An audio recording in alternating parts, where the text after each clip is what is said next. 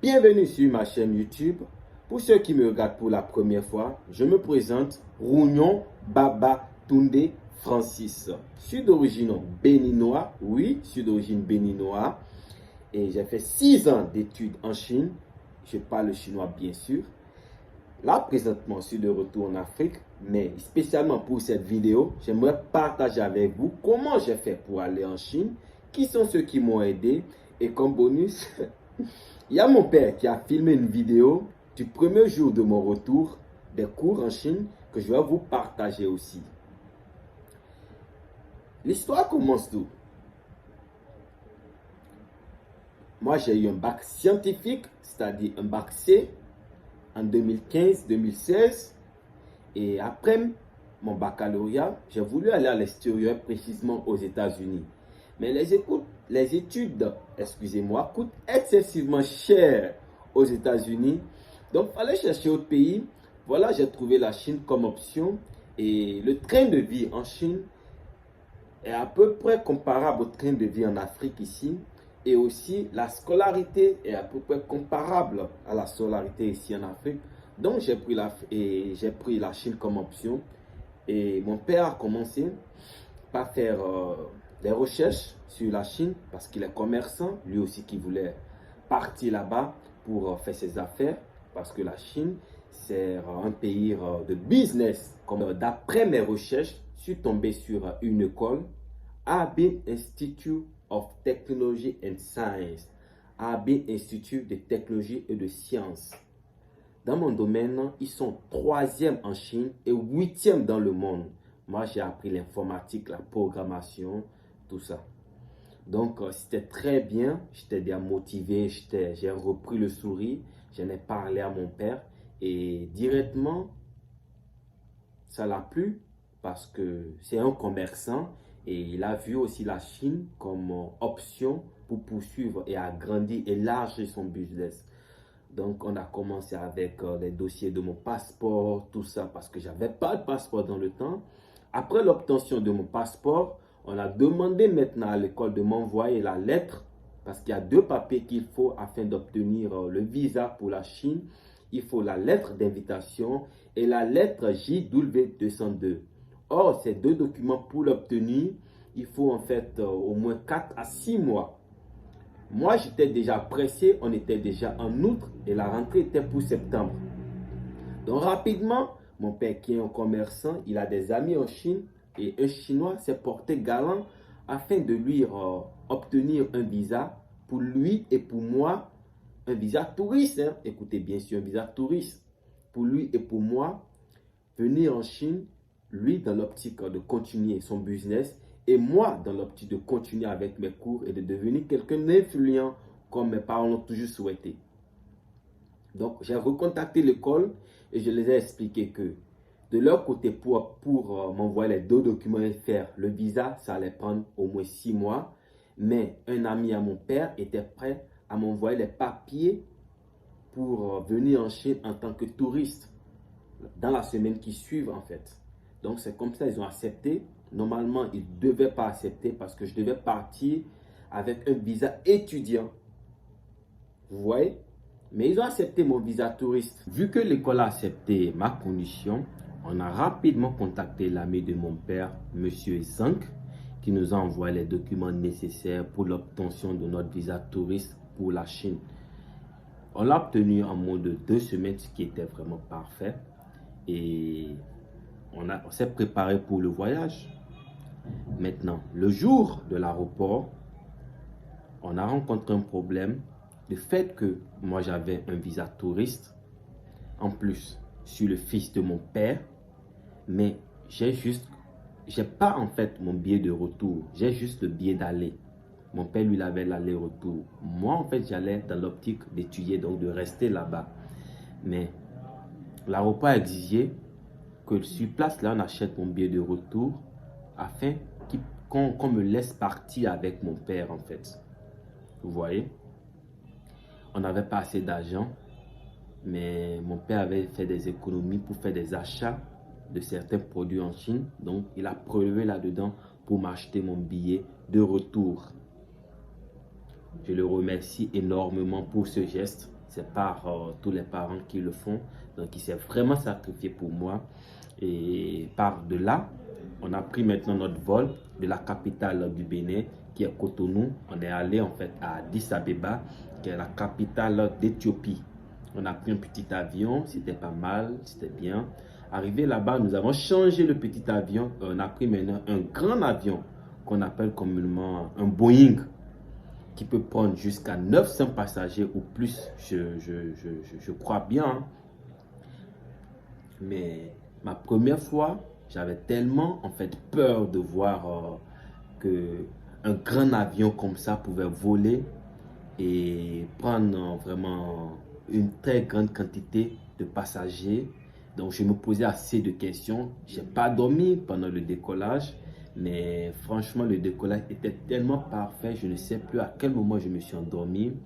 Quand je me réveille, je me retrouve toujours dans l'avion. J'ai fait ce que comment dirais-je, un voyageur pour sa première fois fait dans l'avion. J'ai pris des photos dans les toilettes, j'ai pris des photos partout avec mon père. Et 18 heures de temps après, on a atterri à Shanghai, qui est la capitale de la Chine. Arrivé à Shanghai, il faisait déjà nuit. Donc on a pris un hôtel, on a dormi. Et le lendemain matin, à 6 heures, on a pris un autre avion de Shanghai pour maintenant ma ville, la ville où j'allais étudier, qui est Harbin. Et déjà là-bas, on a un grand dos qui m'attendait. J'étais toujours en contact avec lui. C'est lui qui m'informait sur tout et tout. Il s'appelle Monsieur Syriac. Franchement, je le remercie. Grâce à lui, arrivé là, tout était vraiment simple. Parce qu'il parlait, il écrivait le chinois. Et directement, il a été un modèle pour moi. J'ai directement voulu être comme lui. J'ai directement voulu parler le chinois, écrire, lire le chinois comme il le fait. Et il nous a aidés de l'aéroport jusqu'à l'université. Et de là, il m'a octroyé ma chambre. Mais à ma grande surprise, mon roommate, c'est-à-dire mon cochambrier, celui avec qui je devais tout partager, vraiment, vient de l'Irak. Et en plus, il fait de bodybuilding, c'est-à-dire c'est un mec tellement costaud. Oh mon Dieu. D'abord, le dortoir, c'est vraiment un gratte-ciel. C'était plus de 18 niveaux, hein. Donc on était plus de 500 étudiants là-dedans. Et je vous dis que c'était lui le mec le plus costaud de tout le dortoir. Le mec le plus costaud de tout le dortoir, c'était mon roommate. Et il s'appelle Aïda. Au début, je dormais avec un couteau, hein, parce que j'avais peur de ce qu'il pouvait me faire. J'entendais des mauvaises choses venant de l'Irak, tout ça. Je ne vais pas venir sur cette vidéo. Mais en fait, aujourd'hui, moi j'ai une autre vision. Je vois autrement le monde, je vois autrement l'Irak. Et l'ami en question, Aïda, il m'a beaucoup aidé sur plein de choses. C'est un mec génial. Si tu suis cette vidéo, un grand merci aussi à toi. Durant tout ce temps, mon père était toujours dans la ville.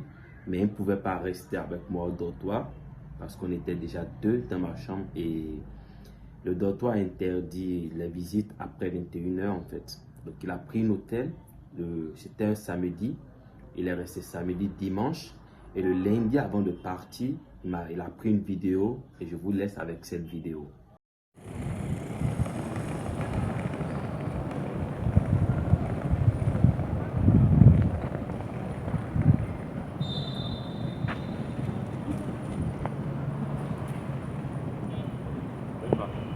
Oui, Francis, ça va? Tu as fait un peu? Chez toi. Qu'est-ce que vous avez appris? Là, il y a rien appris. Hein? Là, il y a rien appris. Ils ont raconté la histoire. Il n'y avait pas de noir? Non, il n'y avait pas de noir, c'est des Africains. Ah bon? Il n'y avait pas de noir. Et tous ce sont des Coréens, des Blancs.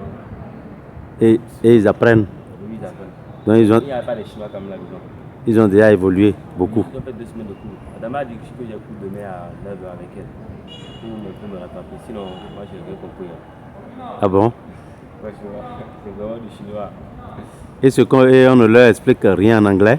Bon, on parle en anglais un peu, mais pas trop. C'est une chinoise, la dame. Elle parle Ah bon? en anglais. C'est ça. D'ailleurs, son anglais n'est pas C'est pas clair. clair. C'est comme s'il y a le chinois là-dedans encore. C'est ça. Ok. Maintenant, tu as encore le cours le soir. Non, je vais aller me reposer, puis il est malade.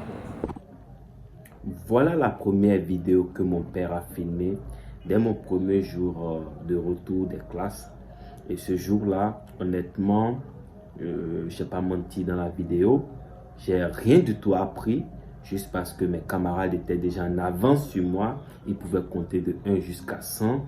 Ils pouvaient déjà écrire leur nom en chinois. Ils pouvaient déjà se saluer. Et pour certains, ils apprenaient déjà le chinois dans leur pays. Moi, c'est ma première fois en fait d'écouter même le chinois en fait, parce que souvent je ne prête pas attention à ça, la télévision et puis tout ça. Donc j'ai du tout rien appris, j'ai rien appris. Tout a été compliqué, mais mes camarades de classe qui étaient des blancs, qui étaient le seul africain, il y avait des Russes, des Thaïlandais, et Ouzbékistan, Tadjikistan, Mongols, Coréens, etc. J'en passe. Mais j'étais le seul africain. Ils ont vite compris que je suis en retard par rapport à eux. Donc, ils m'ont aidé à vraiment me mettre au pas.